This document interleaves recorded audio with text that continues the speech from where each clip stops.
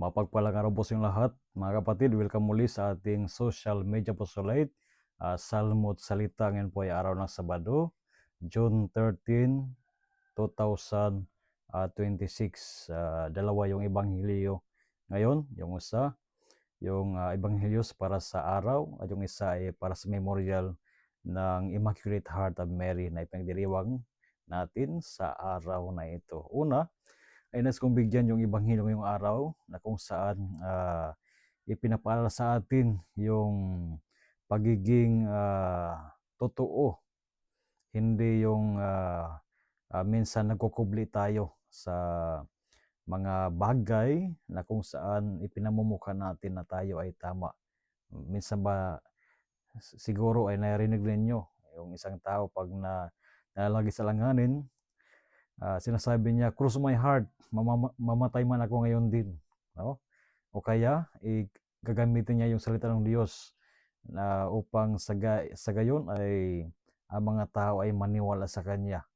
They will quote some verses from the Bible to justify themselves. O kaya sabihin na ang Diyos ay naniniwala sa akin.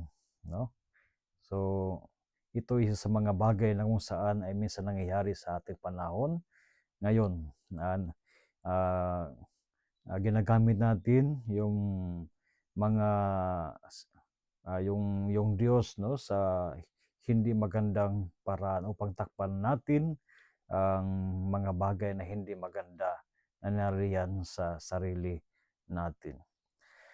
At pangalawang paalala sa atin ay yung pinagdiriwang sa araw na ito, ang memorial ng Immaculate Heart of Mary, na kung saan sa magitan ng pinagdiriwang na ito sa ating ebanghelyo, no, may mga bagay sa buhay ni Jesus ay hindi naiintindihan ni Maria. No? Kasi yung ebanghelyo ngayon ay patungkol sa the loss of finding of Jesus in the temple. No? Kaya nung natagpuan ng banal na mag-anak si Jesus na naroon sa templo, sinabi, "Anak, bakit ginawa mo ito?" Si Jesus sumagot, "Hindi niyo alam na ako ay dapat narito sa bahay ng aking ama." No? So sa dulo ng ebanghelyo, sinabi ng ebanghelyo na ang lahat ng ito ay itinago ni Maria sa kanyang puso. She kept all these things in her heart. So naroon yung humility ng ating mahal na ina, na kung saan kailangan din natin sa buhay natin itong katangian, yung pagiging mapagpakumbaba. Kaya sana naway ang mga magagandang katangian ng ating mahal na ina ay sikapin natin na sumibol sa buhay natin. Halimbawa, kung tayo ay sapagkat minsan tayo ay nagkakamali, no, ay maging mapagkumbaba tayo. No? Wag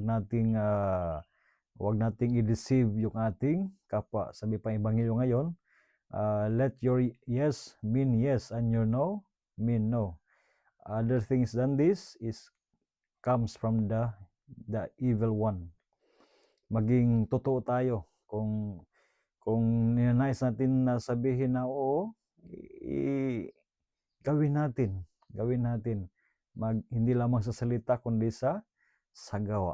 Maging totoo tayo, no, sa ating sarili, at maging totoo rin tayo sa ating kapwa. Yung katotohanan ay dapat ay nagkagaling sa puso natin. Huwag tayong manumpa gamit ang mga sagradong mga bagay o ang Diyos upang ipagtanggol natin ang ating sarili. So naway ang Panginoon na siyang puno ng habag ay patuloy tayong iadya, no, sa mga bagay na hindi maganda at nakakapagpalayo sa atin sa Diyos.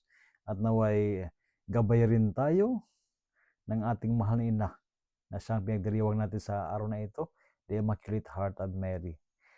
At naway katulad ni Mama Maria, Mama Mary, ay magkaroon din tayo, sikapin natin na magkaroon ng kalinisan sa ating mga puso. So muli, mapagpalaan sa inyo lahat at naway pagpalay kayo, Panginoon, kasama inyong mga mahal sa buhay.